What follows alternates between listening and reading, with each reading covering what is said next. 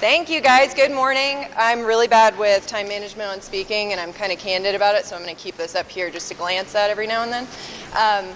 So my story is a lot less clean cut. I'm definitely talking more about just how I got to where I am and all the pitfalls that come with entrepreneurship and getting educated in everything that I do. So I guess my parents are both entrepreneurs, and from a really young age, them as jack of all trades doing all of their own stuff, I went radically the other direction and was always really interested in medicine. And I was 100% sure that I was going to end up in medical school and become a surgeon.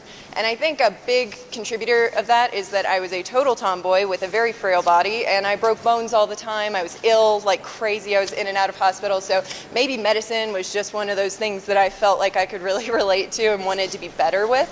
So I entered a pre-medical biochemistry undergraduate program in 2007, and from 2007 to 2008, it went great, except I basically got an hour or two of sleep every night. I was working 4 jobs to support my private college that I was going to. It was absolutely insane. So I had too many class hours, too many jobs, and I knew that I needed to switch gears and do something that was a little more relevant to what my career would be long term, and also that would compensate me better in a shorter frame of time. So I went to massage therapy school. Thankfully, I thought I was going into massage therapy school to train to work in a spa or something. I thought I would be doing something hands-on but not very clinical. I didn't know that there were a lot of modalities and applications that had strong scientific basis. So thankfully, I studied under neuromuscular therapists and physical therapists, and I was able to really garner a lot of skills to help people in a clinical setting. So I actually started my practice immediately working alongside hospice patients and in retirement communities, and I saw how just simple things like bad balance that would lead to a slip and fall or a trip down a stair could end up putting somebody in a nursing home for the rest of their life. I returned to my undergraduate program. I struggled to balance everything. I was really dead set on being an international physician, and I was running my practice, my massage therapy practice at the same time. So I, yet again, was back to an hour or 2 of sleep a night, just really pushing it. And when it came down to it, if there was something, push comes to shove, my sleep, my lifestyle, my health would always take the hit. It was always the first thing to go.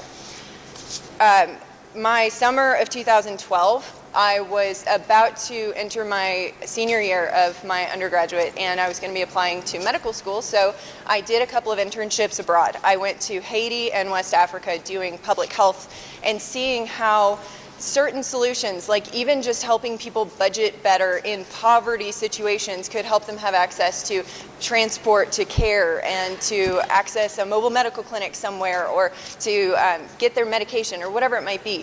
Teaching a community how to use better body mechanics while they were working in a field or whatever it might be would make a massive impact on their overall life. And I hadn't before that really given so much weight to how lifestyle modification could really influence somebody's health and could just overhaul their quality of life. So I returned to school, and I was there for 2 weeks before I came down with malaria. And unfortunately, the strain of malaria that I got from Ghana was, it's the strain that 90% of people who die from malaria in the world die from that strain. So it spread to my brain. I had catastrophic memory loss and multiple organ failure, and basically was told that I would just have to wait about 4 years to know what my life would even look like. They gave me no prognosis. Doctors just said, stay put, just be very cautious, don't do anything. That's impossible for me. I'm raring to go. Just sitting here watching somebody present before me, I'm like, let's get up there. So the idea of sitting benched for 4 years was completely impossible. So after all of that, I decided that I was going to try and heal myself. If doctors weren't going to give me clearance, if they weren't going to guide me in the right way, I remember sitting with my neuroscience textbook and saying, okay, well, my brain's not working in this way today. How can I figure out some better strategy? And physically, I was really struggling. I had hired trainers, and those trainers would push me too hard. I would go to a doctor and try to get better advice, and they would just tell me to stop. And I knew that I needed custom help, and I knew that other people probably needed that custom help too. So At this point, I was working with a functional medical practice as their director of operations, and I would treat their patients with massage, and I added in also doing corrective exercise. So while I was lengthening tight tissue, I was also helping them strengthen whatever was too weak. And then with new clients, one thing would lead to another, and I would get another certification to help some other special population. That includes prenatal, postpartum, certain athletics, especially, I went into MMA conditioning, because I worked with an MMA community. So basically, my own health struggles were overcome by research-driven solutions and by my own lifestyle balance, by prioritizing my health first. And now I've dedicated my business and my life to helping other people find their own similar solutions.